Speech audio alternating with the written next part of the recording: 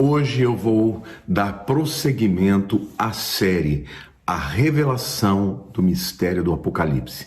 Hoje é a segunda mensagem e eu vou começar a falar sobre os 7 selos.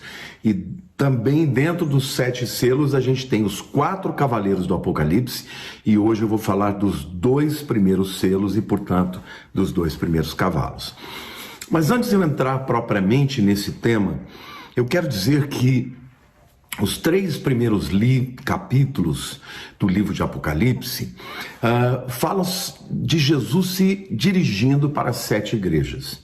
Então é claramente ali o período da igreja ainda acontecendo. E os teólogos dizem que cada uma dessas igrejas representa um período da história da igreja de Jesus. E que hoje nós estaremos vivendo o último momento que engloba tanto a igreja de Filadélfia, que é a igreja verdadeira, quanto a Laodiceia, que é a igreja falsa. Bom, quando chega no capítulo 4, no versículo 1, o apóstolo João diz assim: depois destas coisas. E esse termo, depois dessas coisas, na língua grega, metatauta, é claramente uma ruptura. É como se ele estivesse dizendo: olha, esse tempo passou, agora o que vem depois é um novo tempo, né? E aí no capítulo 4, versículo 1, a gente vê o sinal do arrebatamento, né? João, ele ouve uma voz como a voz de trombeta, ele vê uma porta aberta no céu e essa voz diz para ele: sobe aqui, né? Sobe aqui é o arrebatamento da igreja. E quando ele sobe, meus queridos, então no capítulo 4 e 5, João logo de cara ele já aparece na sala do trono. E lá na sala do trono ele vê, né, os anciãos, né, os 24 anciãos sentados juntamente com os 4 seres viventes, e vê aquele que está sentado no trono, que é o próprio Deus, com um livro selado por dentro e por fora na sua mão direita. Bom, é importante a gente entender claramente que esses 24 anciãos são os redimidos, são salvos, portanto são os arrebatados. Até alguns acreditam que 24, porque 12 seriam os apóstolos e 12 as tribos de Israel, né? Então, mas de qualquer forma, ainda que não tenhamos certeza de quem são estes, são os redimidos. Eles têm coroas, eles vão apresentar suas coroas para o Cordeiro por conta da sua redenção. Amém? E João, então, quando ele vê Deus com um livro, com um pergaminho enrolado, com 7 selos, e ele ouve quem é digno de abrir os livros, né, de revelar os seus segredos, e houve um silêncio no céu, ninguém era digno. Então João começa a chorar. E aí vem o que o texto diz, né? João capítulo 5, versos 4 a 12. E eu chorava muito, porque ninguém foi achado digno de abrir o livro, nem mesmo de olhar para ele. Todavia, um dos anciãos me disse: não chores, eis que o leão da tribo de Judá, a raiz de Davi, venceu para abrir o livro e os seus 7 selos. Então vi no meio do trono e dos 4 seres viventes e entre os anciãos de pé um cordeiro como tendo sido morto. É lindo isso, né? Quando Jesus é anunciado como leão da tribo de Judá, mas quando ele se apresenta, ele é apresentado como um cordeiro, como tendo sido morto. Ou seja, a gente vai ver as roupas dele salpicadas de sangue, né? Ele tinha 7 chifres, fala de autoridade, 7 é um número da totalidade na Bíblia, então tinha toda a autoridade, bem como 7 olhos, ele tem todo o entendimento, né? Que são os 7 Espíritos de Deus enviados por toda a terra. Veio, pois, e tomou o livro da mão direita daquele que estava sentado no trono. E quando tomou o livro, os 4 seres viventes e os 24 anciãos prostraram-se diante do Cordeiro, tendo cada um deles uma harpa e taças de ouro cheias de incenso, que são as orações dos santos, e entoavam um novo cântico, dizendo: digno és de tomar o livro e de abrir-lhe os selos, porque foste morto e com teu sangue compraste para Deus os que procedem de toda tribo, língua, povo e nação, e para o nosso Deus os constituíste reino e sacerdotes, e reinarão sobre a terra. E ouvi uma voz de muitos anjos ao redor do trono dos seres viventes e dos anciãos, cujo número é de milhões e milhares de milhares, proclamando em grande voz: digno é o Cordeiro que foi morto de receber o poder, a riqueza, a sabedoria, a força e honra e glória e louvor. Queridos, logo depois do arrebatamento, a igreja, a multidão de pessoas arrebatadas vai estar na presença do trono de Deus, e o Cordeiro Jesus vai se apresentar, e nós vamos adorar o seu nome, e vamos nos prostrar diante dele, e vamos entregar as nossas coroas dos nossos galardões, dizendo: o Senhor é que é digno, Pai, nós não somos dignos. E nesse momento, igreja, nesse momento, o Senhor Jesus vai começar a revelar o que vai acontecer no mundo. A grande tribulação só acontece a partir da abertura dos 7 selos, mas a igreja nesse momento está no céu. Já houve o arrebatamento, já houve a presença de Jesus diante de nós. Nós vamos nos prostrar diante dele, vamos entregar a nossa coroa, vamos glorificar o seu nome por nos livrar desta situação e deste problema que virá agora sobre todo mundo, essa tribulação terrível, meus irmãos. E aí o Cordeiro que pega aquele livro, aquele pergaminho, vai abrir cada um dos selos e revelar o que vai acontecer sobre a humanidade. E aqui, meus queridos irmãos, começa de verdade a tribulação. Amém? Então, o livro com os 7 selos são decretos de Deus para o que vai acontecer com a humanidade. Nada escapa das mãos de Deus. Ele é o Deus soberano sobre a terra. Todas as coisas estão debaixo da sua soberania. O primeiro selo, quando o Cordeiro abre, vem um cavalo branco. Vejam o que diz os versos 1 e 2 do capítulo 6. E havendo o Cordeiro aberto um dos selos, olhei e ouvi um dos 4 animais, que dizia como em voz de trovão: vem e vê. Olhei e eis um cavalo branco, e o que estava sentado sobre ele tinha um arco, e foi-lhe dado uma coroa, e saiu vitorioso para vencer. Quando Cristo abre o primeiro selo, queridos, começa a grande tribulação. E aí, o primeiro selo libera a vinda do primeiro cavaleiro. Mas é muito importante você entender que esta mesma sequência dos cavaleiros aqui é encontrada lá em Mateus capítulo 24, no sermão profético de Jesus. Porque Jesus fala primeiro de falsos cristos, e o cavalo branco aqui é o levantamento do anticristo. Depois ele fala de guerras, o cavalo vermelho são guerras. Depois ele fala de fome, o cavalo preto fala de fome. Depois ele fala de morte, e o cavalo amarelo, que na verdade não é amarelo, eu explico isso mais para frente, é verde, fala de morte. Então Mateus 24 está falando da grande tribulação. E isso não tem nada a ver com a igreja, irmãos, porque quando os discípulos de Jesus, judeus, perguntaram para ele sobre o estabelecimento do reino de Cristo para os judeus, ele vem com o sermão de Mateus 24. Mas o capítulo 4, o cavalo branco, né, na verdade, ele é o anticristo, tá? Por quê? Porque ele vem com um discurso de paz. A cor branca é a cor nas escrituras para paz, né? Fala de paz, fala de justiça, fala de santidade. Mas Jesus nos adverte, a palavra de Deus nos adverte lá em 1 Tessalonicenses capítulo 5, versículo 3. Quando andarem dizendo paz e segurança, eis que lhe sobrevirá repentina destruição, como vem as dores de parto, a que está para dar à luz, e de modo algum escaparão. Irmãos, o período chamado de princípio de dores vai trazer muitos problemas, vai trazer pestes, como nós estamos vendo agora do coronavírus, vai trazer guerras, mas este período ainda não é o fim. esse período vai gerar um caos sobre o mundo.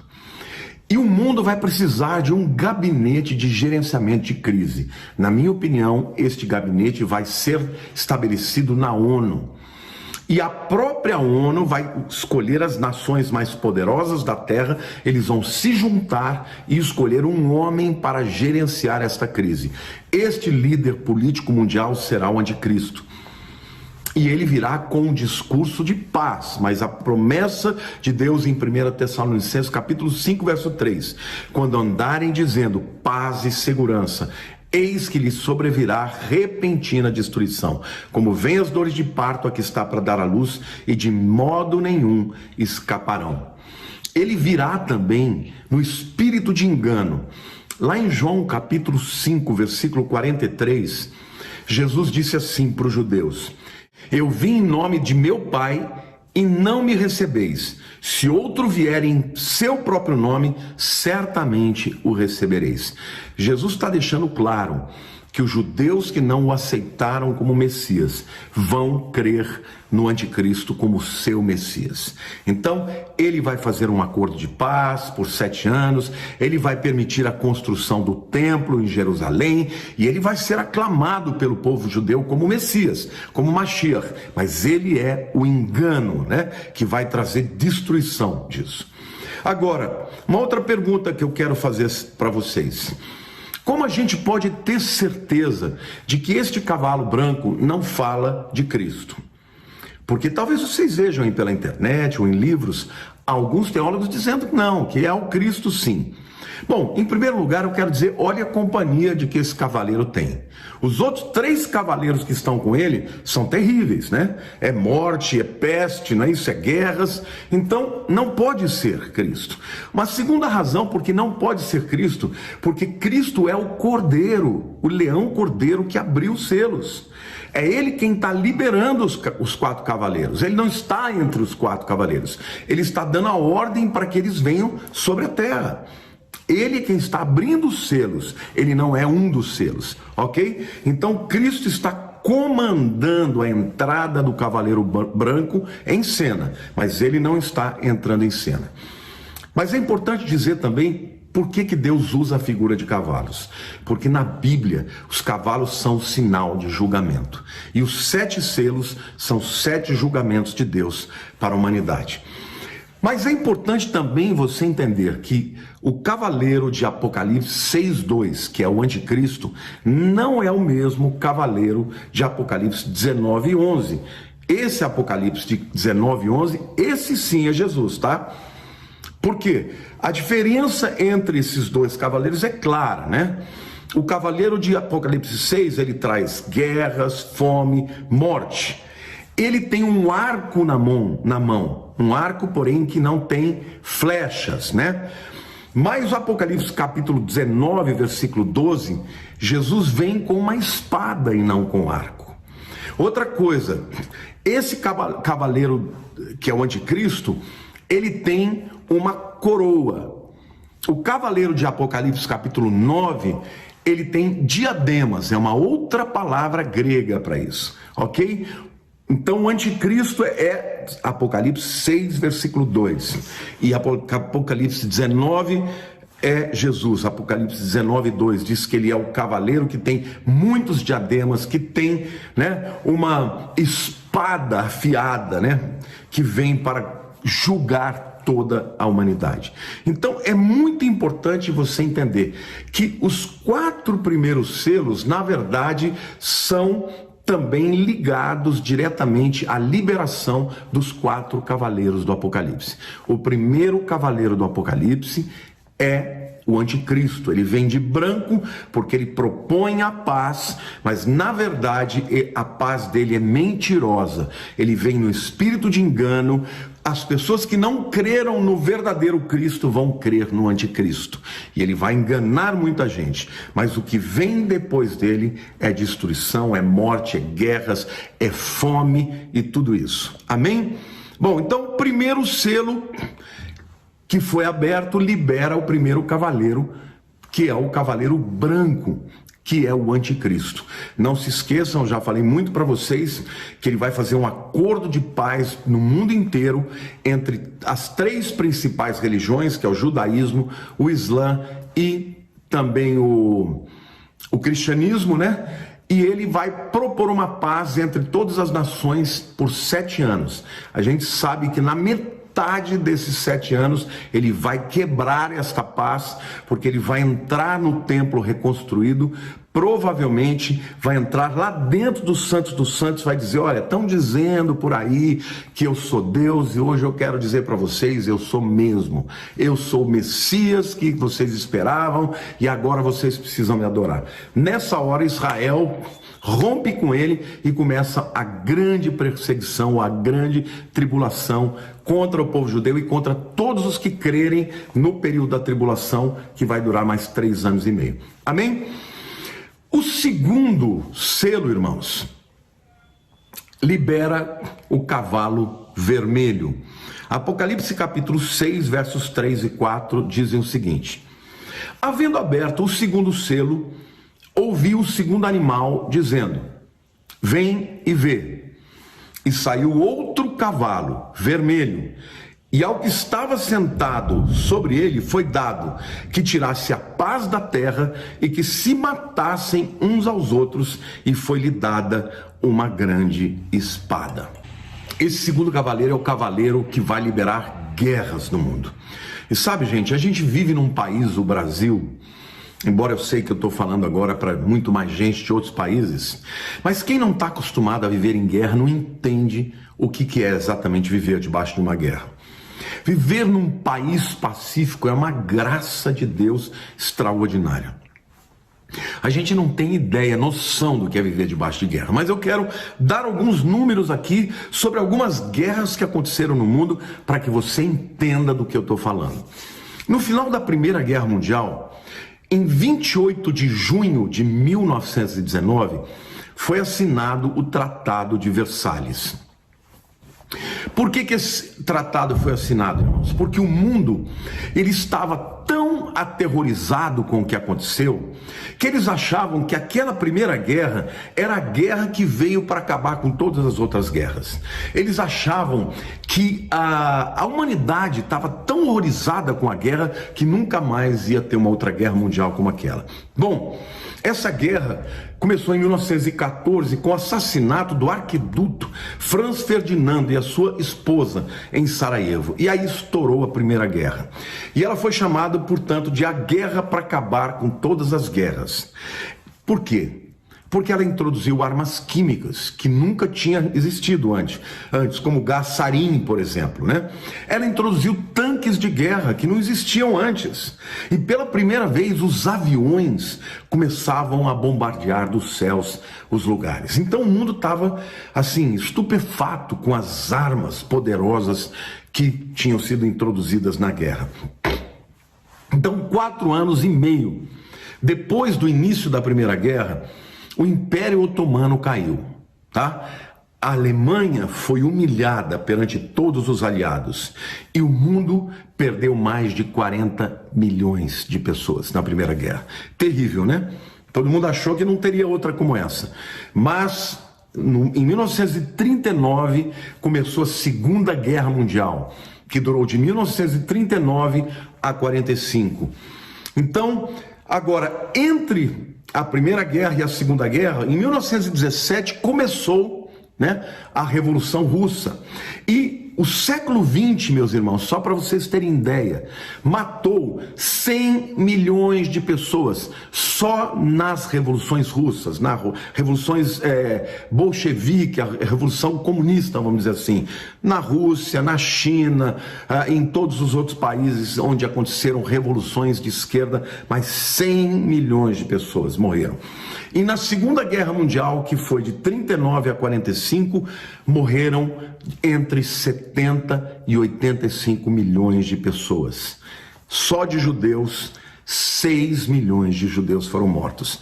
E nesta guerra, meus irmãos, foi introduzida uma outra arma que o mundo ficou chocado, que foi a bomba atômica. 2 bombas, uma na cidade de Hiroshima e outra na cidade de Nagasaki. Ao final da Segunda Guerra Mundial, 3% de toda a população mundial morreu. Perto de 100 milhões de pessoas morreram por causa destas guerras. Então, imaginem, estas guerras aconteceram e já foram terríveis.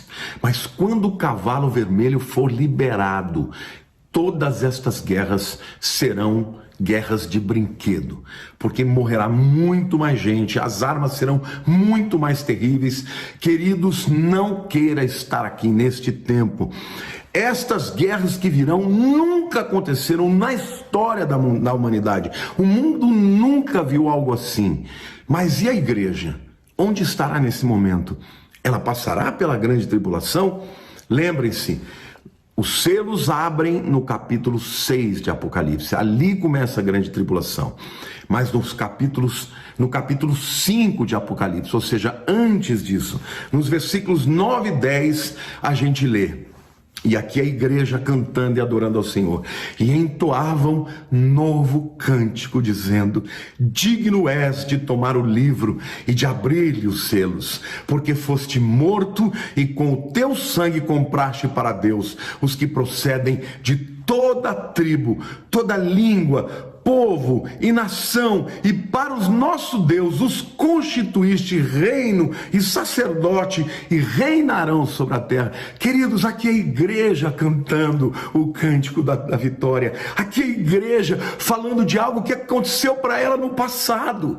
Ou seja, Senhor, nós estamos te adorando, Senhor Jesus, Cordeiro de Deus que tira o pecado do mundo, porque nós estamos aqui na tua presença adorando ao Senhor, e não como pecadores, mas porque fomos agora transformados, temos um corpo glorificado. O Senhor nos constituiu, está no passado, reino e sacerdote, Senhor. E aqui está dizendo que a gente de toda tribo, de toda língua, de todo povo, de toda nação, e para o nosso Deus os constituíste reino e sacerdotes, e reinarão sobre a terra. Aleluia, aleluia. O nosso Deus está nos preparando para algo grande, igreja, porque nós cremos sem ver. Bem-aventurados os que não viram e creram. Quando chegar o toque da trombeta, que está lá em Apocalipse capítulo 4, a igreja vai subir, vai ouvir a voz da trombeta, e vai subir, e vai estar na presença do Senhor. Nós vamos nos prostrar diante dele, e aqui no capítulo 5, a igreja está adorando ao Cordeiro, ao leão da tribo de Judá, e nós vamos ver os céus sendo abertos, nós vamos ver a humanidade recebendo o anticristo no seu discurso enganador, porque não creram na verdade, eles crerão na operação do erro e da mentira, meus queridos. A igreja está sendo mostrada no capítulo 5, e a grande tribulação começa no capítulo 6. Então, meus amados, nós não estaremos aqui. Nós estaremos na presença de Deus, nas bodas do Cordeiro. Mas hoje eu quero falar ainda sobre esse segundo cavaleiro, sobre o tipo de guerras que nós vamos ver lá dos céus e o mundo vai ter que enfrentar. Eu quero começar falando de que hoje nós temos armas com tecnologia avançadíssima, irmãos. Eu quero dar alguns exemplos. Você sabia que há nações hoje que já estão fabricando super soldados modificados geneticamente para serem mais fortes e mais rápidos e mais letais? É mais ou menos como o Capitão América. Vocês pensam que a ficção, ela vem da onde? Ela vem da verdade, irmãos. Existem há muitos anos pessoas e cientistas se preparando para formarem super soldados, soldados que vão estar servindo o anticristo, servindo ao propósito do anticristo. Hoje também existe o que é chamado de exoesqueleto, ou armaduras que vão amplificar, a força dos soldados 100 vezes, de maneira que eles também estejam a serviço do anticristo. Imagine vocês, as pessoas que estiverem aqui nesse mundo, fugindo do anticristo, tendo que fugir de soldados que usam armaduras que os tornam mais rápidos, e quando eles chegarem, nem arma alguma vai conseguir ultrapassar essas couraças, e eles vão ser usados pelo anticristo com essa força, com esse exoesqueleto, não é isso?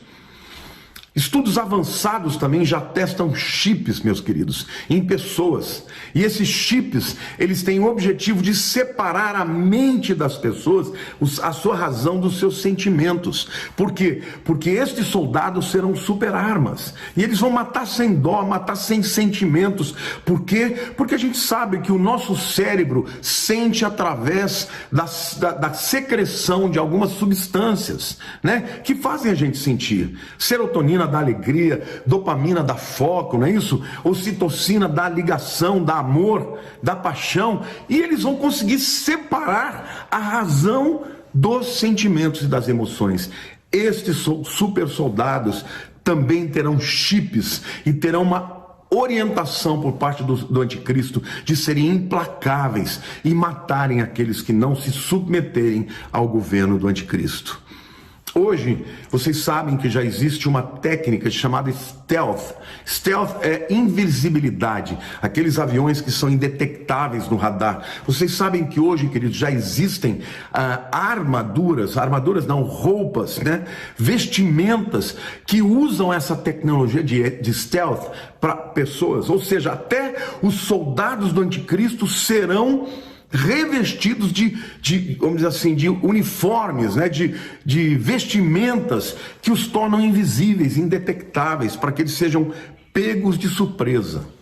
Isso é só o começo. Estamos falando aí de soldados que vão perseguir as pessoas nas casas, no meio das matas, em todos os lugares, para trazê-las para esse governo mundial e para que eles estejam diante de uma grande decisão: rejeitar a Jesus e poder viver, ou permanecer crendo em Jesus e morrer.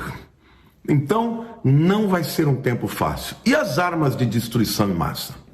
Sabe, gente, a bomba que destruiu Hiroshima tinha 20 mil toneladas de TNT, né, que é dinamite.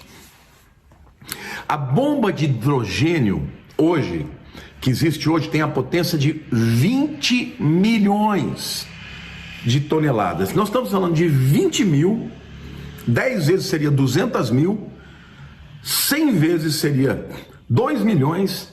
Então estamos falando de 2 milhões vezes 10. Meus irmãos, 20 milhões de vezes mais poder de destruição. Uma bomba de hidrogênio 20 milhões de vezes mais poderosa do que a bomba que destruiu Hiroshima e Nagasaki. Isso não é tudo. Vocês sabem que já existem armas químicas hoje. E as armas químicas são substâncias que já existem e são usadas até no uso industrial, mas que quando usadas para destruição em massa, vão fazer coisas terríveis, tá? Essas armas químicas que existem hoje já são divididas em 5 classes. Primeiro, as neurotóxicas, que agem no sistema nervoso central, como o gás sarin, por exemplo. O segundo tipo são as armas sufocantes. Esses produtos acabam causando sufocamento de todo o organismo vivo.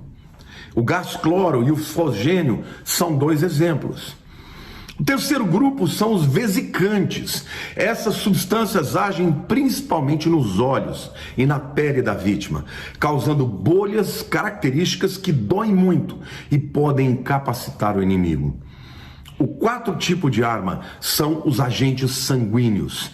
Estes produtos são todos feitos à base de cianeto e foram agentes tóxicos usados pelos nazistas na Segunda Guerra. A vítima morre em alguns minutos. E por último lugar são as armas que são toxinas. E essas são substâncias que são retiradas de micro-organismos, como por exemplo cianobactérias, algas marinhas, e outras são tiradas de sementes de mamona. Ou seja, o mundo já tem armas químicas para acabar com a humanidade. E quando o cavalo vermelho for liberado, isso tudo vai ser colocado em prática. Teremos também uma guerra de robôs, uma guerra de drones, onde estes instrumentos irão onde as pessoas não podem ir e matarão, destruirão bunkers, destruirão casas, destruirão prédios, edifícios. O mundo vai ficar num caos, irmãos. Temos ainda a utilização da chamada miniaturização, né? Essa é uma palavra grande, que significa uma tendência mundial hoje de tornar cada vez as coisas menores. Por exemplo, primeiro criamos os microchips, e os microchips se desenvolveram para nanochips, menores ainda. Os nanochips estão se desenvolvendo para se tornarem chips moleculares, ou seja, vão estar dentro das moléculas das nossas células. Que coisa, irmãos! Hoje temos então bombas nucleares, temos uma tecnologia avançada para que o exército do anticristo possa avançar na terra, nos céus com aviões indetectáveis, com drones, na terra com robôs, também com armas químicas, com armas neurotóxicas, e ainda não citei a chamada bomba de nêutrons. Essa é uma bomba terrível, meu irmão. Já existe. Por quê? Porque ela vai além das armas radioativas. Essa bomba é a bomba mais secreta que existe. Talvez 1 ou 2 países tenham de fato, muito se fala disso, mas talvez 1 ou 2 países tenham de fato desenvolvido esta bomba. O que é uma bomba de nêutrons? A bomba de nêutrons é uma bomba termonuclear. Em outras palavras, ela libera fluxo de nêutrons e ela ataca literalmente as proteínas do corpo de todos os seres vivos. O que vai acontecer, meu querido? Enquanto as armas de hidrogênio, as bombas atômicas destroem as coisas, a bomba de nêutrons não. Tirando, vamos dizer assim, o lugar que é afetado pela enorme liberação de calor. Por exemplo, se joga uma bomba num prédio, aquele prédio pode ser incinerado, mas a cidade inteira que está em volta dele as criaturas vivas vão morrer, porque essa bomba vai afetar diretamente dentro das moléculas de proteína e as pessoas vão morrer na hora e os prédios vão continuar. Isso é a bomba de nêutrons, mais uma das maldades que serão usadas dentro dessa liberação do cavalo vermelho ou o cavalo da guerra. Quero dizer ainda que tem um outro tipo de arma, que é chamada de EMP, ou chamada bomba de pulso eletromagnético. O que é isso, irmãos? Essas bombas, elas são inimigas da tecnologia. Porque quando uma bomba de pulso eletromagnético é soltada, o que acontece? Tudo que existe de eletrônico pifa. Para na hora, irmãos. Então, um ataque desse que pode atingir cidades inteiras, que pode atingir uma nação inteira, vai simplesmente fritar todos os computadores. E tudo que funciona por computador vai acabar. Internet, comunicação, computadores, hospitais, imagina, tráficos, sinais de trânsito, tudo, iluminação, tudo, meu querido. Se tiver no inverno, não vai ter aquecedor, não vai ter nada, porque hoje tudo funciona de maneira eletrônica através do computador.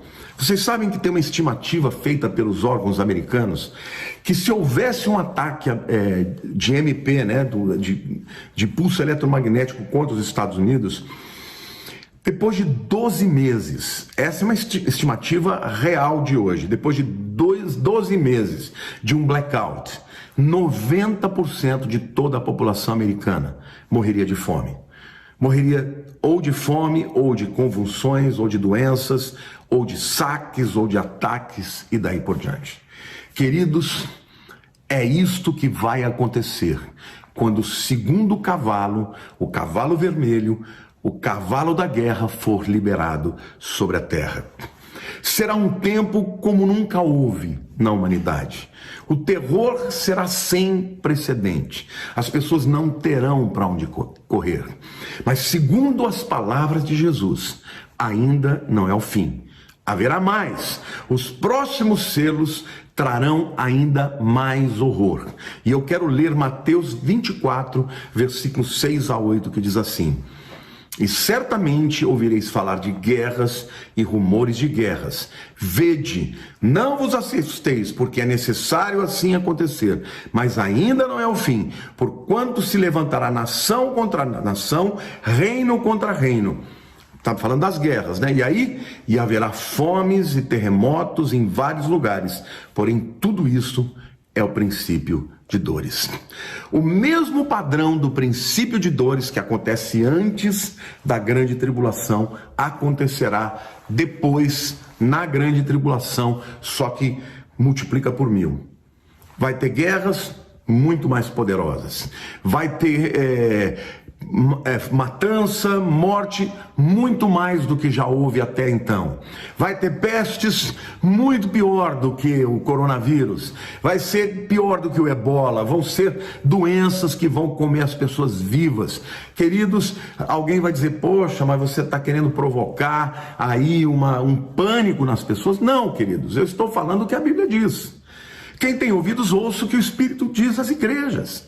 Você pode fazer uma escolha hoje, entregar a vida para Cristo, aceitar Jesus como Senhor e Salvador da tua vida e ser salvo. E não está aqui na grande tribulação, não se esqueçam. Os capítulos 4 e 5 falam do arrebatamento e da igreja na presença do Salvador. Nós vamos estar na presença de Jesus, o nosso Salvador. Ele é o leão da tribo de Judá, mas ele é o nosso Salvador, ele é o nosso Cordeiro. Quando João chorava, porque percebeu que ninguém era digno, a voz do ancião diz, não chores, porque o leão da tribo de Judá, aquele que foi morto e venceu, ele é digno. E quando ele entra na sala do trono, o cordeiro, o leão, ele é um cordeiro. Então ele é o cordeiro-leão, o leão-cordeiro. Ele é leão para o mundo, mas é cordeiro para mim, é cordeiro para você. Então, meu querido, aceite a Jesus como seu Salvador, invoque o nome dele hoje, faça essa oração comigo, diga, Senhor Jesus, eu não quero estar aqui neste tempo da tribulação. Senhor, eu confesso que sou pecador, eu entrego a minha vida a Ti, eu faço do Senhor o meu Senhor, o meu Salvador. E se você fez essa oração, meu querido, você foi salvo. E eu quero terminar esta palavra de hoje lendo o Apocalipse 3:10, que é a nossa maior promessa de que não estaremos nesse tempo da grande tribulação. Jesus está falando para a igreja de Filadélfia, porque guardaste a palavra da minha perseverança.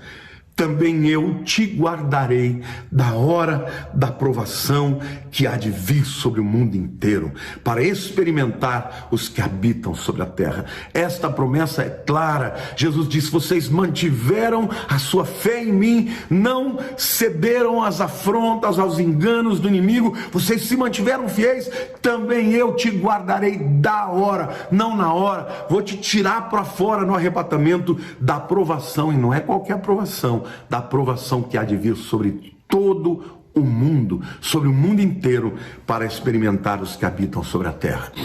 Amém, queridos? Aguardem, domingo que vem teremos a terceira mensagem, onde continuarei falando da abertura dos selos, e a próxima mensagem será mais 2 cavaleiros do Apocalipse. Eu espero que você tenha sido abençoado, eu espero que essa palavra tenha impactado a tua vida. Eu quero pedir que você compartilhe essa palavra.